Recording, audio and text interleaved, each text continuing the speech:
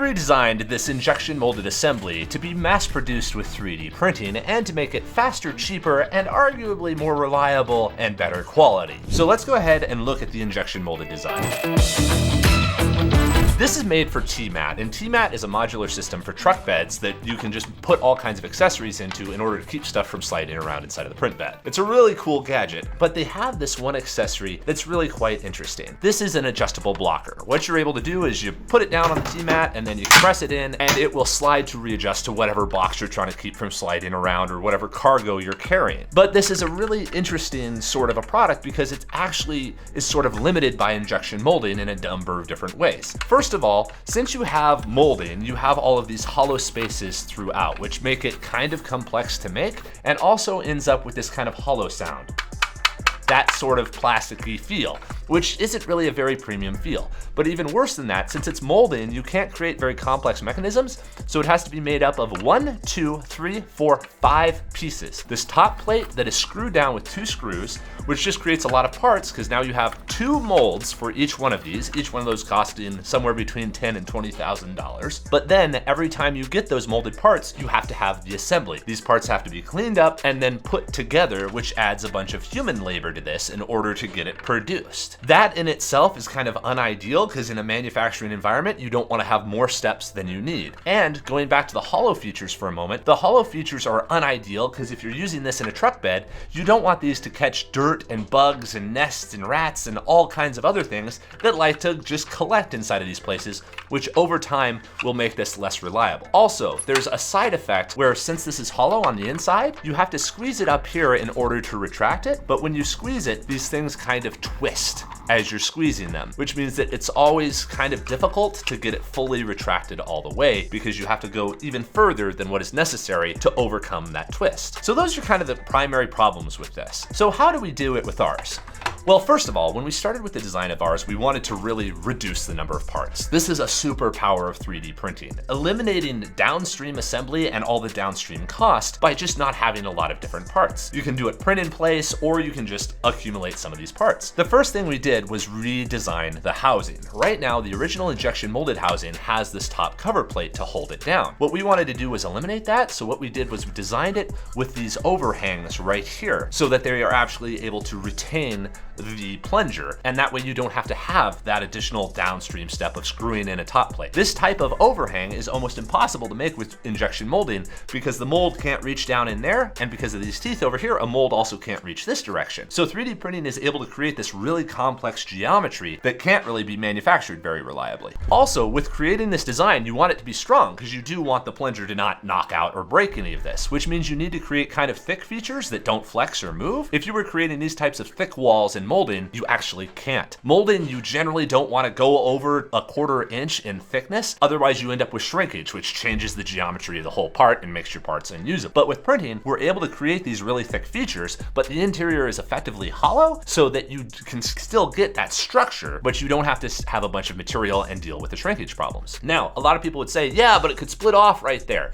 but we're not printing it like this. You see this plug on the back? We have to have that so that it can plug into the board right there. But in order to print this, you don't want to have support. If we printed it like this, you'd have support under there, which adds downstream cost. And if you print like this, well, now you have the splitting problem. So what did we do? Well, we trimmed off the end right here and printed it like this. Now, we did add one piece of engineered support right here in order to give it stability, because the center of mass would have been over the center, so it could have fallen over while it was printing. But what that is still able to be flicked away and is a very minimal amount of material. What this does is it makes this entire housing super reliable to print because now all the loops of material are in the right direction, so there's no way to break it. And those loops also pass through this thing diagonally, so this never has to work about breaking off. If we printed like this could potentially snap as you put a lot of pressure on it, and these could potentially snap as you put a lot of pressure on them. Printing them at an angle gives you all the strength in all the directions that you need so that this will be as strong and reliable as anything else you can ever get a hold of. Now let's move on to the plunger inside of this assembly. So the original plunger had a couple of problems. Number one,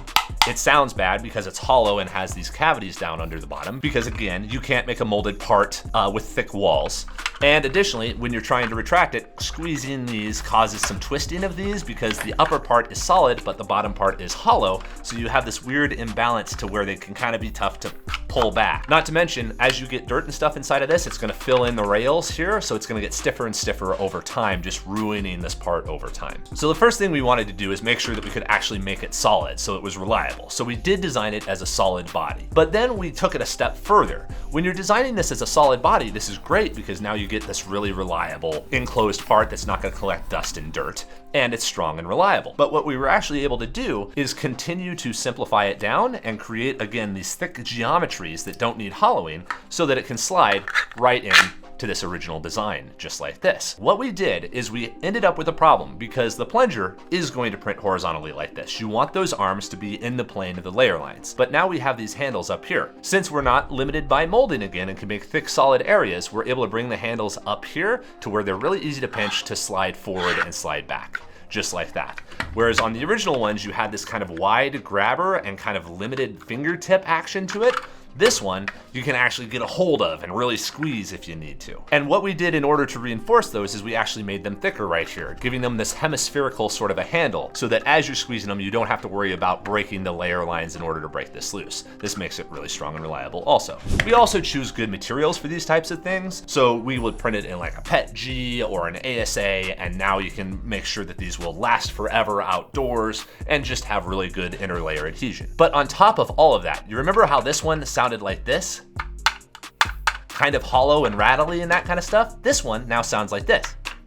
That sounds way more reliable. You get rid of all of that plasticiness and shake and jitter because you can just build a much more high tolerance part because you don't have this assembly and all of these injection molded parts twisting and warping. You can build something that feels really premium without adding any additional cost because you don't have the downstream assembly and you don't have all the other issues. But now the question is of, oh great, this is 3D printed, but we gotta make a bunch of them. Tmat is selling a whole mess of these things. You gotta use molding for this. Well, actually you don't. This type of a part can actually be produced in our mega farm at a rate of 2,000 to 10,000 per day, and that can be on demand.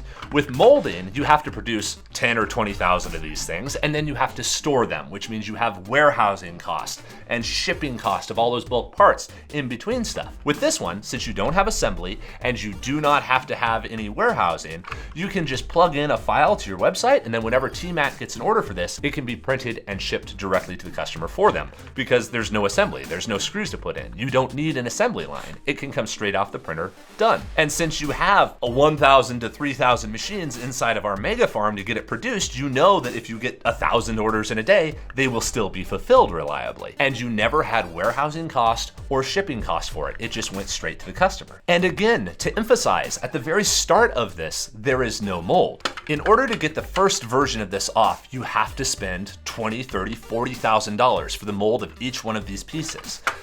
For this one, you can get started for virtually zero. You create the design and you upload the model.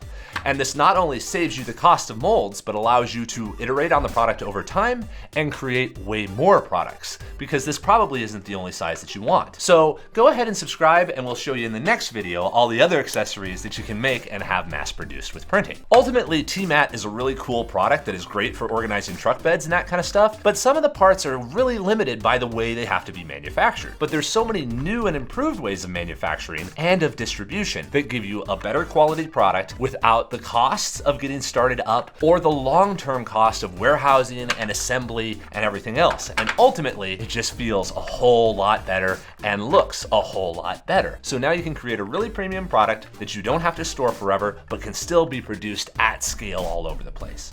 If you're interested in scaling up your 3D printing business, go ahead and reach out to us. Our teleport print service will plug into your existing store, and we're always happy to help you create a product that will actually work for your business there. Have a great day, everybody.